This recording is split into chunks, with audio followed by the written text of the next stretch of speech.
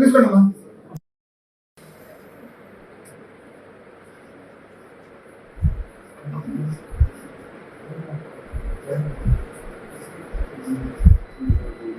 Details చూస్తే బాపట్ల జిల్లా తరలింపు వివాదంపై వైసీపీపై మండిపడ్డారు మాజీ ఉపసభాపతి కోన రఘుపతి.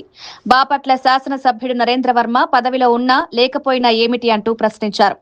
జిల్లాల అంశం తెలుగుదేశం పార్టీ కదిలించిందని, వైసీపీ వదంతులు సృష్టిస్తోందని తీవ్రస్థాయిలో విమర్శించారు. చీరాల వారు జిల్లా కేంద్రం కావాలని కౌంటర్లిస్తుంటే బాపట్ల అధికార పార్టీ స్పందించలేదని దుయ్యబట్టారు. వికలాంగుల పెన్షన్ తొలగింపుకు నిరసనగా టవరెక్కిన రామయ్యను దించేందుకు వెళ్లిన వైసీపీ నాయకులపై కేసులు పెట్టడం తగదని వ్యాఖ్యానించారు. బాధ్యత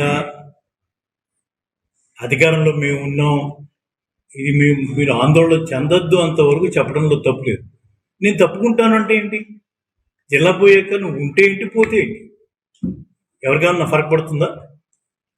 తెచ్చినటువంటి జిల్లా తెచ్చింది అన్ని కూడా వైసీపీ వాళ్ళైతే వైసీపీ వాళ్ళని అంటాం ఏంటి?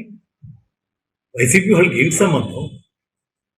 ఓ పక్క ఆ తేనె తుట్టెని కదిలిచ్చింది తెలుగుదేశం పార్టీ, ఈ రోజు ఉన్నటువంటి కూటమి ప్రభుత్వం.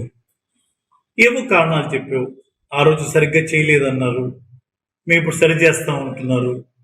ఆ రోజు ఏం సరిగ్గా చేయలేదు చెప్పాలి ఫస్ట్, ఇప్పుడు ఏం సరి చేస్తారో చెప్పాలి.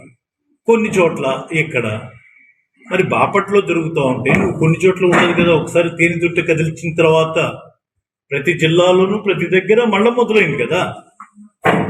ఈరోజు చీరాల్లో రౌండ్ టేబుల్ సమావేశాలు జరుగుతూ ఉన్నాయి. మరి అక్కడ ఆయన ఎవరు డాక్టర్ గారు ఒక ఆయన లీడ్ తీసుకొని, దేవరాజు గారు లీడ్ తీసుకొని ఏవో కౌంటర్ ఇస్తున్నారు, స్టేట్మెంట్లు ఇస్తా ఉన్నారు. మేము కూడా చూసాం. మరి ఇద్దరు మా పార్టీ బాపున నేను వాళ్ళు మాట్లాడి చేసింది మీరే.